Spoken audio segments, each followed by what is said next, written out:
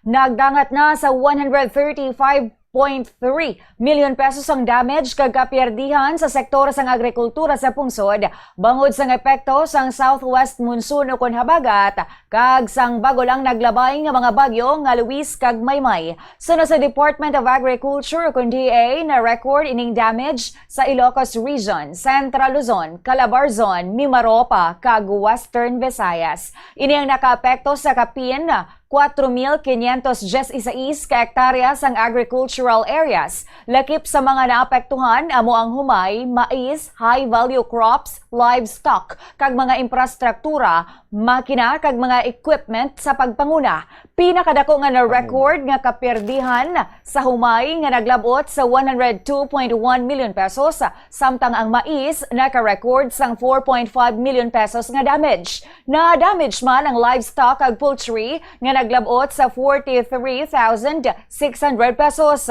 Samtang ang mga irrigation facilities naka-record man sang ginabanta 16.1 million pesos nga damage, kag ang mga farm structures naman naglabot ang halit sa 1.2 million pesos. Bangod man sa habagat kag mga bagyo naglabot sa 4 million o kung sa liwat 4,465 metric tons ang napierde nga agricultural production. Suno sa ahensya naapektuhan man ang kapin 6,010 ka mga mangunguma. Ginpahayag pa sa Agriculture Department nga ang mga apektado nga mangunguma makabaton sang 106.5 million pesos nga farm inputs.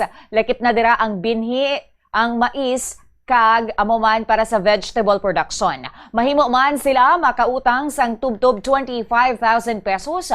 Pinaagi ina sa Survival and Recovery o Sure Loan Program sang Agricultural Credit Policy Council.